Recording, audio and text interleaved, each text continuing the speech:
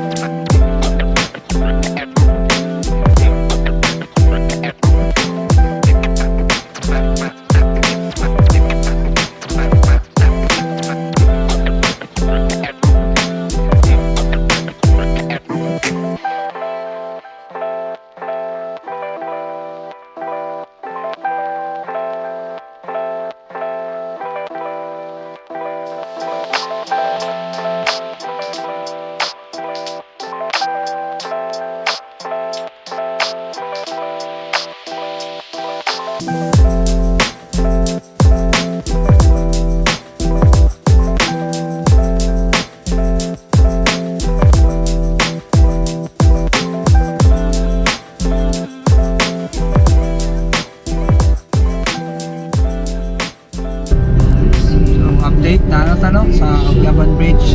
So nanata sa doon lang sa Talakag bukid noon. So muna ang old bridge kung nakita ninyo no. So na sila ginabuhat na pod nga bagong tulay, and I don't know kung back up pa na siya nga tulay kay kani nga tulay din famous ni siya ka. Sige ni siya kaguba kay sige landslide pa kung pagsunod-sunod ang ulan. So pag landslide siya, so sa una sa gamay pa ko sige may biyahe diri. Nandiyo kay isang wala may nakatabok kay kay ang bato nga ni kaliring sa gikan diyan sa bukid sa taas. Bunggag yun ang tulay. So pila na nga tulay nga ayo sige ayo ba. So, ang katong karaan nga tulay pare-parehang itsura sa Carmen Bridge. Motoy namin di ka agian. So, karaan na po ito nga tulay, no? Correct me if I'm wrong. Ito nga tulay is panahon pa to ni Marcos. Dugan na kaya nga sa tulay. Karoon na nata sa Balawon. So, Balawon. Ginatawag nilang Balawon. Tumason na kayo siya diri. Tumason. Pinaka-steep na area. For ka mo sa Talakag. And ang ganaan ako diri nga lugar may overlooking diri nga lugar na ang ingon nila nga Talakag Canyon bitaw. Nice kayo ang spot. Hopefully makahunong ta dito no para makita ninyo sa ang area. Pero tanaw lang nato karon kay panugod ang dalan. Grabe ka hilit ba tumason kayo. Tanawon. See? Yan ay nakatungas diri. Tumas kayo. Muna nga hingat kayo ang sakyanan. Kani napagyud ni kani prone po ni sa landslide diri nga area. Dagan na ken ka times nga nag-landslide din diri nga area. Kani oh. Kani oh, kani area. Pabutangan nila ni kanang net bitaw. Landslide ano nga grabe nga area tungas na kayo ni siya nga area yung sakyanan dire alang-alang ayun na lang pag tungas di kayo dire guys so muna ako ingon nga area nga makakita na itong Talakag Canyon naging sagbot so hindi na makita so doon ang area dire doon lang kung makita ninyo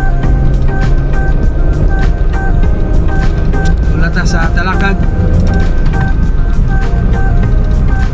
boundary na siya sa Balawon. Okay guys, see you in a bit. See you.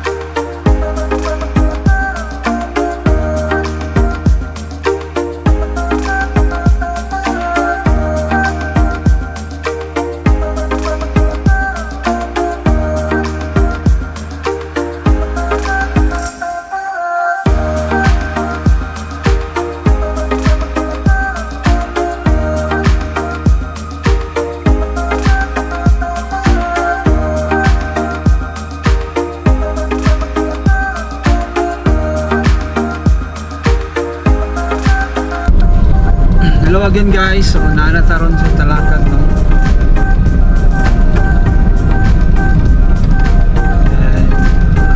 Muna ang area.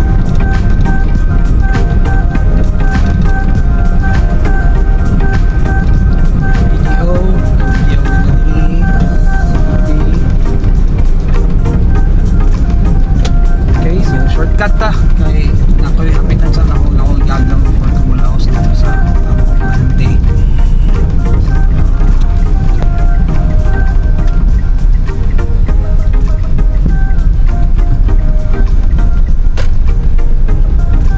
By the way guys, mo ni ang BSU sa Talakag branch. Kita ninyo no. Quezon State University. Ano siya? Dagan pud biya estudyante din ha nga eskwela. update ko later guys. Ano tanong?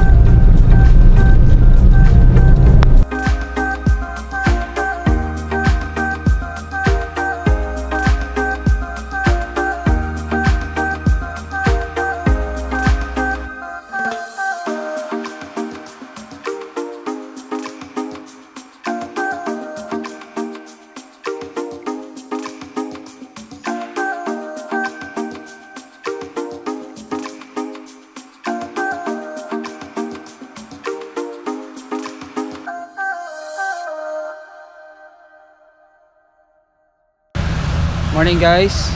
So nanata karon diri no sa Talakag yun diri sa particular Alae. Alae ilang tawag ani nga lugar. So nakoy nakita nga nice kay nga view, nice for photo shoot. So tsara. So kani ang rubberan diri sa ini area no. Diya position ang mga magpa-photo shoot. Baka naman mga gusto magpa prenup diha, so natay area nga nice kayo. Good for photo shoot. So rabiran din siya no diri sa Talakag. So pwede naman siguro ta diri mag-shoot if ever magustuhan ninyo nasa Talakag na. Nice kay daghan kay area diri sa Talakag nga kanang nice photo shoot. So kita ninyo no. Sky. Diba? So nice. Magana magutanan ang kahoy ba. So mga rubber tree sada kayo sa tanawon. Alright, so kana no nice kayo ang pagkatanom ba. So punta na nato din dito sina diri. Oh guys tara so mo na ang rubber. So patulo na nila then i-harvest din nila. So wala ko kabaloon sa method nila ni or ang son nila nakaon. Kay mabalaan man nimo nga murag ting harvest na dinhi sa kunabalaan ani mahaw ng kuan kanang manimahaw ng guma. So kana no sky area I so love it para sa photo shoot ba or prenup pa ka sky picture na to so nice. Alright, so karon no. So good naghakot. Naghakot na. Okay, see you around.